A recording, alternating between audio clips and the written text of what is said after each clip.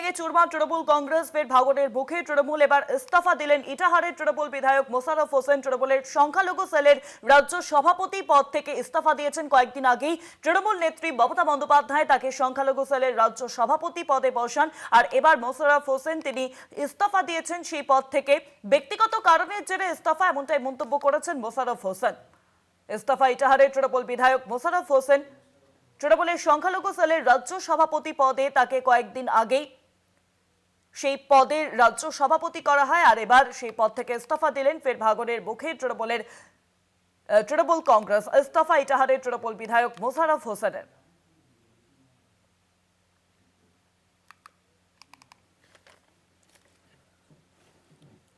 এবার তৃণমূলের সংখ্যালঘু সেলের রাজ্য সভাপতি পদ থেকে ইস্তফা দিলেন ইটাহারের বিধায়ক মোশাররফ হোসেন। রবিবার নিজের বাসভবনের সাংবাদিক বৈঠক করে এই সিদ্ধান্তের কথা জানান তিনি। ব্যক্তিগত কারণের জন্য ইস্তফা দিয়েছেন এরকম মন্তব্য করেছেন। তবে দলের পদ ছাড়া নেপথ্যে মোশাররফ আর কোনো কারণ দেখাননি।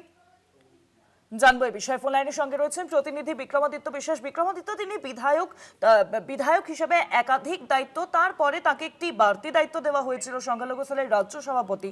বিধায়ক থাকতে পারছেন কিন্তু রাজ্য সভাপতি পদ সামলাতে পারছেন না সংখ্যালঘু সেলের। ঠিক কি কারণে ইস্তফা, কি বললেন সাংবাদিক বৈঠকে তিনি? দেখো, যেটা প্রথমে তিনি জানিয়েছেন তার এই মুহূর্তে শরীর প্রচন্ড খারাপ, তার মায়েরও শরীর খারাপ এবং রাজ্যের যা বর্তমান পরিস্থিতি সেটি পদে থেকেই কোনোভাবে উন্নয়ন করা সম্ভব নয়।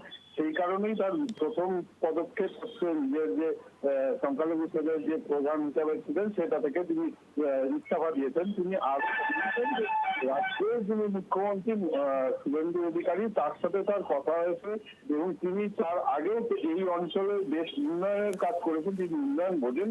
সেই কারণে তার সাথে কথা বলে পরবর্তী পদক্ষেপ জানাবেনও এই এক কথা বলেছেন।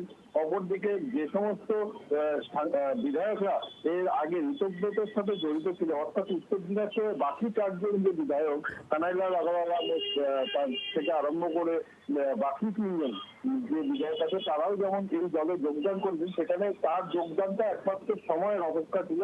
আজ তিনি সেই দলেও যোগদান করবেন কিনা সেটাও কিন্তু স্পষ্ট না করলে জানিয়ে, অর্থাৎ তিনি বিদ্রোহী তৃণমূল কংগ্রেসে যোগদান করতে পারেন এরকম সম্ভাবনাও তৈরি হচ্ছে। একদম তুমি যা বলছো একদম সেই কথাও তিনি সামনে রেখেছেন। তবে এই মুহূর্তে তিনি তৃণমূলেই আছেন, দুটোই তৃণমূল এবং তারা সবাই তৃণমূলেই আছেন, এই কথাও কিন্তু বারবার বলেছেন।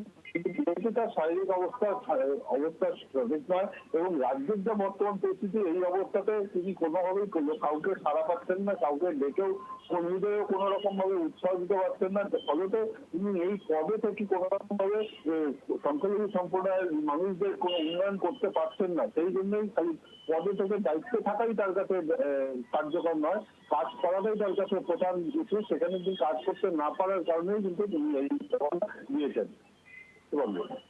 ধন্যবাদ বিক্রমাদিত্য। ফোন লাইনের সঙ্গে ছিলেন প্রতিনিধি বিক্রমাদিত্য বিশ্বাস। অর্থাৎ যেমনটা আমাদের প্রতিনিধি জানাচ্ছিলেন যে তিনি সংখ্যালঘু সেলের রাজ্য সভাপতি পদ থেকে যেমন ইস্তফা দিয়েছেন, ব্যক্তিগত কারণ দর্শিয়ে তিনি অসুস্থ, তার মা অসুস্থ, এই বিষয়গুলি সামনে রেখে, কিন্তু তিনি ঋতব্রতপন্থী বিদ্রোহী তৃণমূল কংগ্রেসে যোগদান করতে পারেন এরকম সম্ভাবনাও তৈরি হচ্ছে। এখানে প্রশ্ন উঠছে, তাহলে কি তার ঋতব্রতপন্থী বা বিদ্রোহী তৃণমূল কংগ্রেসে যোগদান এখন শুধুমাত্র সময়ের অপেক্ষা? কি বলছেন মোশাররফ হোসেন বিধায়ক এই বিষয়ে, শোনাবো আপনাদেরকে। আমার পক্ষে অসুবিধা এই সময়, তখন অনেকগুলো সুযোগ সুবিধা ছিল পার্টি করার ক্ষমতায় থাকে, বা এখন সমস্যাগুলো হচ্ছে, এখন বর্তমান পরিস্থিতি কর্মীদের সমস্যা হচ্ছে, আমরা ঠিক দাঁড়াতে পারছি না পাশে। দুই, যে সেহেতু পদ নিয়ে থেকে ভালো না দাঁড়াতে পারলে বর্তমান পরিস্থিতিতে পদে থাকা না থাকা একই ব্যাপার, সেই জন্য আমি এটা রিজাইন করেছি বা পদ নিইনি।